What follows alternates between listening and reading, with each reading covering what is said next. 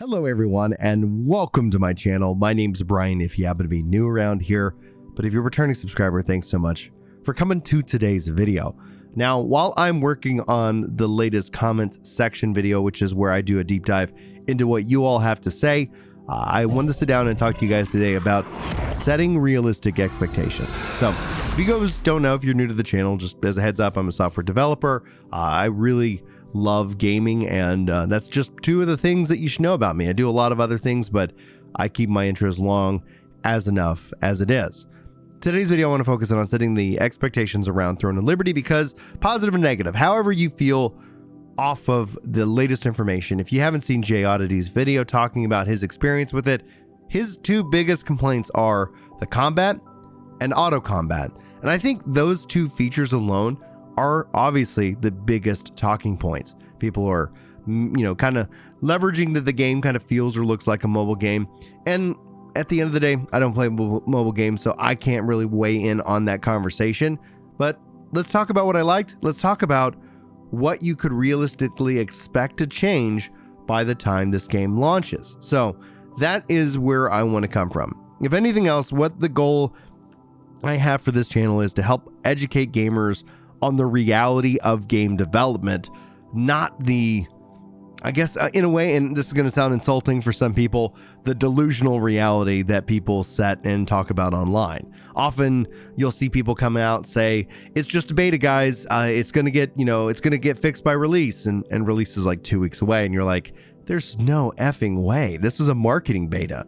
I think PR, marketing, all of those things have a tendency to kind of muddy the waters. It makes the conversations around these topics a little bit more challenging because, you know what, I'm online, I watch YouTube videos, I, like you, get frustrated at how videos can be titled or thumbnailed or how the conversation can go online, when all in reality is we want to be hyped about something, and then no matter what, there's always going to be the people who get a lot of entertainment on dogpiling and trashing something as well. This is the nature of humanity, and that's one of the things that we can't fix, nor will any video that I make fix it. But maybe I can educate somebody out there, and then they can kind of start to look at how you can approach the conversation in a different way. Can the combat be fixed? Yes. From a developer, whenever anybody brings me a software problem, the answer is yes. The question, can it be fixed, should always be measured with the yes, followed by how much time are we talking about? Development is a function of time, money, and resources. And within gaming, you got to have a fourth pillar that I call passion. People who really want to make the game itself. But time is the be-all, end-all currency among currencies. Same thing with you and the way that you play video games. Same way with me. As a father of 6, my game time is limited. That's why actually auto combat doesn't necessarily turn me off of this game right away. Doesn't necessarily mean I'm, excited for it as a gamer, but as a dad, as somebody who would like to, has to stop playing and go pick up, a baby or go change a diaper, you know what? Honestly, I ain't going to knock it until I try it. But again, the function here and the question is time. Now, we do not have an official release date for Throne of Liberty, which makes what I'm about to say a little bit more speculative. I always try to call out speculation as opposed to like when I'm speaking from a place of authority in this case. So note that if I had a release date, I could give you a much tighter timeline as to what could change. Now, some of the key features, some of the requests about the combat having more ability to move, like honestly, that is very well within the realm of possibility. But we should also make note of downstream effects. Changing something at this part of the game, how does that affect the game later, both in terms of combat design, content design, class design, and more. So it isn't necessarily just a simple fix. I know we can hyperfixate on, hey, this skill needs this or that or the other thing. I get that. I can understand that approach, but there is also a bigger picture here about changing some things and having it ultimately trickle down the way. So just note, in that case, we're still talking about the function of time here. But having combat move a little bit more fluidly, I would rate that not necessarily as massively difficult. And that's where when you start talking about difficulty, it really shouldn't be a difficult conversation. It should be how much time would be needed to make those changes, test those changes, and then roll those changes out.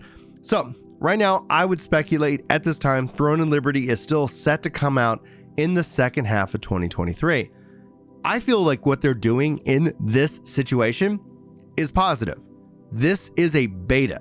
Now, they've had many betas. They've also had their final test. This is going to be a global game, and I think there's a lot of moving parts that you and I could only begin to kind of talk about, but we wouldn't be talking about from a place of truth. We'd only be talking about, kind of piecing things together. We would never have the full picture, and we could run the risk of educating somebody in a wrong way, giving them false information that then they go spread and online, which is a very big risk, and it's a very big problem, and it's one that we won't solve in today's video. But let's continue this forward. If they say, let's gonna pick an arbitrary date based off the rumors and speculation, October. We are in the end of May, so that would give them roughly, let's say here, roughly 2.5 sprints per month. That gives them a lot of time to make that adjustment. I think that is something that could be adjusted. Now, I think auto combat is going to be a key feature of this game. However, we do not yet know what will change from the Korean version to the global version. So I would definitely encourage that, people who have hope and thinks that, things could change, these two things fall in that category. They absolutely fall in that category, and they should not be ignored. However, I kind of want to try out auto combat for myself. I'm not gonna lie. You don't have to agree with me. Like, I'm not sitting here trying to convince you of that. I'm just saying that it's something that I'm generally actually kind of curious about to see how it feels. And that's just because there's many different kinds of gamers at different kinds of times in their life. I know in Jay's video that he talked about how he was able to step away from the computer, go help his wife with the kids. That sounds like a net positive to me. That sounds like a big win. But again, if you're just having this kind of second monitor game autoplay itself, I get it. But here's the bigger question. And maybe this requires a dedicated video that I'll go post over on New World Central if you guys are curious. Because New World, right now, good marketing, 50% off. If you've been looking for action combat, you're not going to find something that really truly competes with what New World does for a long time. Blue Protocol might in some way within action combat, but does not then blend in the truly open and expansive world. I think essentially what you're going to be looking at is that I think New World will start to appeal to way more people as they get ready to roll out an expansion. But let's target Throne and Liberty for October, right?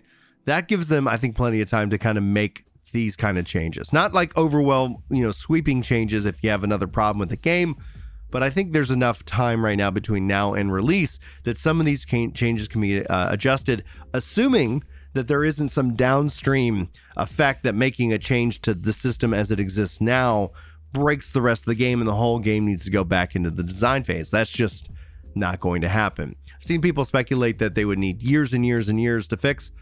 Well, they have years and years and years to fix as long as they continue to develop the game. And that's the part of the MMO. Like, it's not ever about how it launches, and it's never really about how what we've seen will, can and will destroy the game and its hype. I'm actually probably more positive on Throne and Liberty, having seen all the information out yesterday, because there's still people who are excited and actually having fun. And that's the key aspect. If everybody was playing the game and they're like, this is garbage, well, that would be kind of a telltale sign. However, you're seeing both sides of the coins. You're seeing both voices raised. And yes, there's going to be part of those two camps. There's going to be the people who wish it would be better, or wish that it's going to be good, or believe we've entered into the realm of religion and relationships. People, I believe, I manifest it and it becomes so. But then also within the in the same kind, the people who are hating on it, like, oh, this is fun, let's dogpile. Guys, see, I told you Throne and Liberty was going to be bad. And it's all just a function of gamer psychology, gamer marketing, PR, all of these things clashing together. But when you strip all that away, from a developer's perspective, if they want to, if they have the will and they take this feedback and want to make these changes, I think they actually have enough time between now and October to make some of these changes. Not massively, overwhelmingly sweeping changes, not like completely going to a full action combat kind of game change, but in terms of making movement, making combat more fluid, making it feel a little bit better. Yeah, all that's on the table. They got time to do so. And then if they continue to develop the game, they'll have more time to do so. They'll be able to continue to refine it, based off of the direction and their vision for the game itself. Anyway, I hope that was a good education, or at least some good information for you. I do appreciate you hanging out with me. If you feel like it earns it, hit the like button, comment below, and let me know what you guys are thinking and feeling, and we'll talk soon in another video perhaps. But anyway, thank you guys so much. If you're interested in getting part of the community, we play lots of games. Check out the link in the Discord, and I'm going to wish you guys all the very best. Hopefully you have a great day, and hopefully I'll see you next time. But until then, take care.